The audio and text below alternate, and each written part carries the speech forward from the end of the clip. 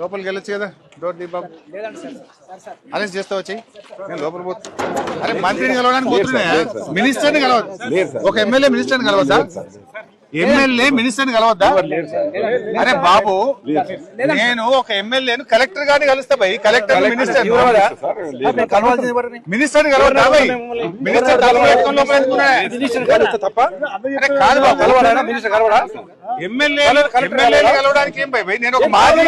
మాజీ నీటిపారుదల శాఖ మంత్రిని 7 సార్లు ఎమ్మెల్యేను లోపలికి వెళ్లి మంత్రి గారితో మాట్లాడాలనుకుంటున్నా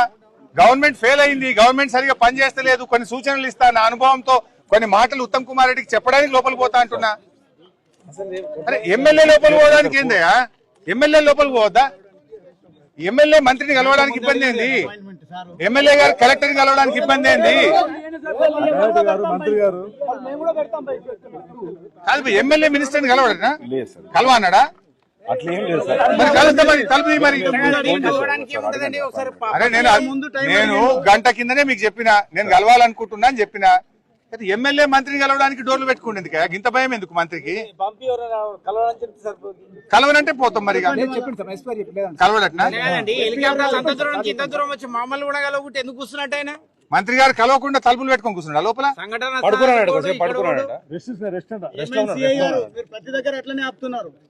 మంత్రి గారు కలవన్నాడట అది కాదు నీళ్లు క్వార్టర్ రోడ్డు కలిపినట్టుంది ఆయన అది కానీ కలవడం ఇప్పుడు మనకెందుకు క్లియర్ కానీ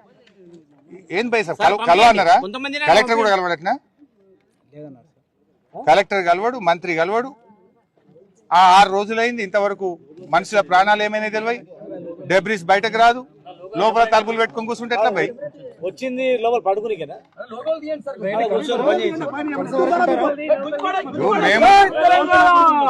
మేము మంత్రి గారిని కలిసి మా సూచనలు ఇవ్వాలనుకుంటున్నాం బాబు మా సూచనలు తీసుకోవడానికి కూడా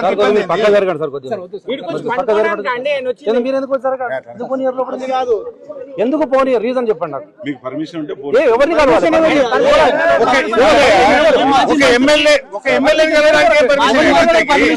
ఒక గంట ముందు అపాయింట్మెంట్ ప్రజాప్రతినిధిని మంత్రిని కలవడానికి పర్మిషన్ అవసరం కాదబ్బా ఒక నీటిపారుదల శాఖ మంత్రిని మాజీ నీటిపారుదల శాఖ మంత్రి కలవాలనుకుంటుండు మేము చెప్పాలి అరే కన్వేయర్ బెల్ట్ గట్టిగా చేస్తే వెంటనే పని చేస్తుంది గది రిపేర్ చేయించమని చెప్దాం అనుకుంటున్నా నాకు కొన్ని ఆలోచనలు ఉన్నాయి చెప్దాం అనుకుంటున్నా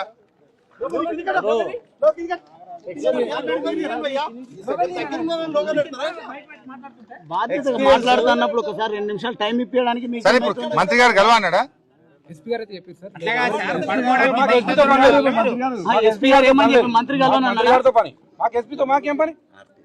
ఎస్పీ గారు మంత్రి కలవనని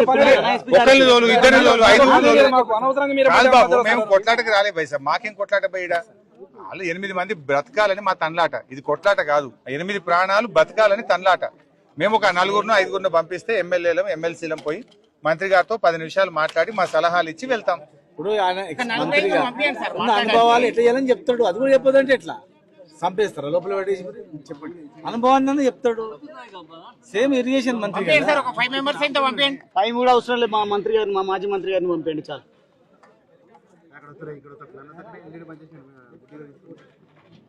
మీరు అడ్డంలో ఏం మాట్లాడారు మీరు మీరు మంత్రి